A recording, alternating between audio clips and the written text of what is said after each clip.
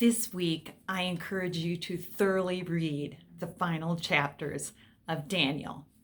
Follow it with a Bible commentary or life application. Read the Salt Shaker devotions and don't get discouraged. This reading was quite detailed and heavy for me, but we did need to read it and finish the book. These visions that Daniel saw relate to the end times as written in Revelation. Plus, it definitely correlates to the rulers and to the countries that were present and in control at that time. Daniel saw the angel Gabriel and the heavenly messenger that God used to explain Daniel's visions. One very welcomed reading this week was Daniel's prayer. He definitely knew how to pray to God. He pleaded to God to bring about the promised return of his people to their land. He prayed for the nation with a very concerned heart as he confessed his own sin. He talked to God with openness, vulnerability, honesty, and was ready for God to reply. He prayed for mercy, not for help, because he knew that his people deserved God's wrath and punishment.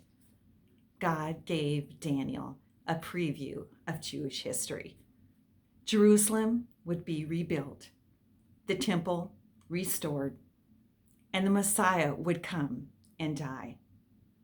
The Lord will accomplish his purposes in the world. In chapter 10, Daniel receives his final vision. He was given further insight into the great spiritual battle between God's people and those who want to destroy them. God assured Daniel. He touched Daniel and instructed Daniel. He was the only one who heard and saw the vision. His companions fled. God still needs people like Daniel who see the glory of God, hear the word of God, feel God's touch, and will enter into the spiritual battle. The angelic messenger revealed Israel's future. What we read and what I can understand is way above my theological knowledge.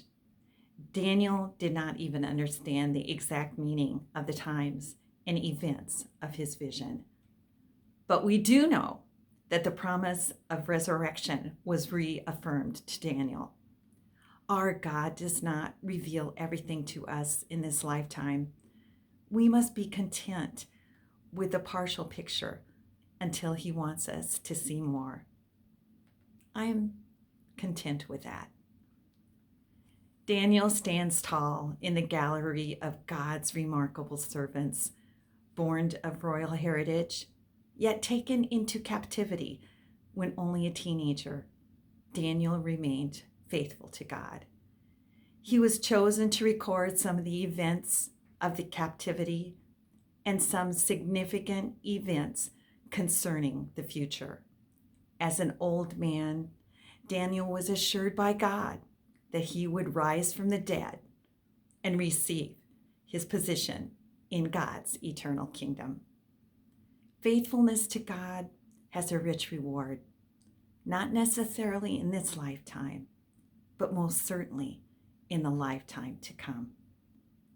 The reading was difficult, but my faith remains in the God who promises me the gift of salvation. Let the Salt Shaker devotions help you this week. They were written by Bart and Mindy. And remember, biblical shakers will make reading the Bible more enjoyable for you. I pray the Lord will put a hunger on your heart. What book will we read next week? You'll have to check in and see.